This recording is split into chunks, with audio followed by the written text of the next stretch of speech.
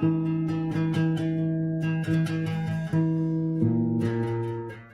वालेकुम। भाई वालेकुम सलाम भाईजान। हेॾे बीठो आहे। अल्लाह आता ही मुझे अल्लाह यार धंधो कर ॾींदो कर छो तक लॻो असांखे वञ बाबा माफ़ कर जान छॾा असां समोसा था विकिणो यार। सबोदा विकिणो था असांखे कमकार करण जी था कयो यार सॼा तुंहिंजे करे असांजा सबोदा चढ़ी विया परे कर हथ पचाईंदा आहिनि हा सबोदा पचबा आहिनि बाक़ी जा खाइबा आहिनि छा घणे था ॾियो हिकिड़ो समोसो? अल्लाह रे 30 रुपया सबोसा मुंहिंजा बाबा 30 रुपया? हा 30 रुपया सबोसा एॾो महांगो?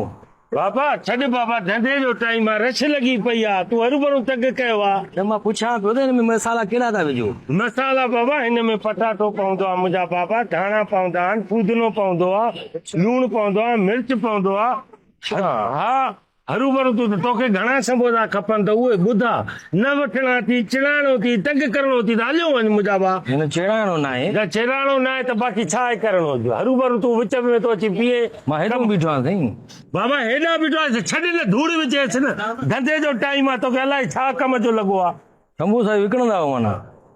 मां चवां थो अहिड़ो विरदो मां सफ़ा जो मां तेल गरम कबो आहे? तेल खे पहिरियों गरम कबो आहे पोइ कबो हिन में विझबो आहे हिन मां कढी ॾे हे छोकिरो बीहारियो 30 रुपया हिकिड़ो समोसो आहे? 30 रुपया हिकिड़ो आहे विझे सिर में पोइ हीअं कयो 2 समोसा प्लेट में विझो घोरे करे चटनी बि विझो हुन में। ॿ सबोसा ॾे हा। हिते खाईंदे 2 सबोसा ॾे चटणी विझ तव्हां बि तंग कयो असांजे लाइ आज़ार कयो थी गरम समोसो आहे अहिड़ो काथे खाई त ॾिस तूं 2 समोसा प्लेट में विझो।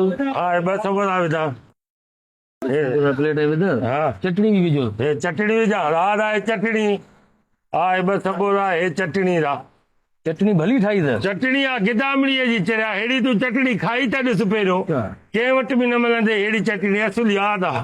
अच्छा अचे सही आहे। इहो हाणे 2 समोसा इहे ठाहे रखी छॾियो। हा। जीअं बि कोई अचे न कोई माण्हू चए मूंखे 2 समोसा प्लेट में ॾे चटनी विझी ॾे उनखे इहा ॾिजो।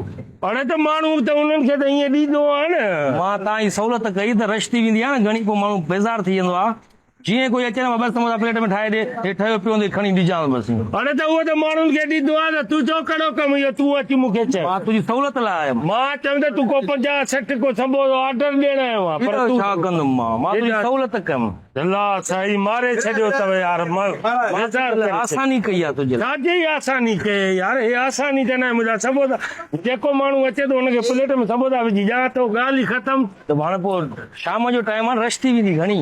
जीअं कोई चवे न 2 समोसा ॾे प्लेट में हे ॾिजां बाबा वञ हाणे वञ असांजो नुक़सानु कराई 2 समोसा जेसीं ताईं को ग्राहक अचे हाणे केरु वठंदो मूंखां हे मूंखे वठणा न आहिनि खाइणा आहिनि मूंखे मसलो एसिडिटी थींदी आहे समोसनि सां। पोइ हे छो भञाए हे छो भञाए तुंहिंजे लाइ आसानी कई त आसानी कहिड़ो मां CSS जो इम्तिहान ॾियां पोइ मां फेल थी वियुमि भञणो आहे चटणी विझणी आहे न नेकीअ दौर ई न आहे। बाबा इहा नेकी पाण वटि रख हलो था चलो केॾा माण्हू खिलाया माण्हू तूं खिलाया न माण्हू तंग कयो थी हरू भरू असांजो समोसा बि भञाए वरी वठे बि नथो वरी छा पवंदो आहे मसाला पवंदा धूड़ पवंदो हेॾा सारा थिया वकुल कॾहिं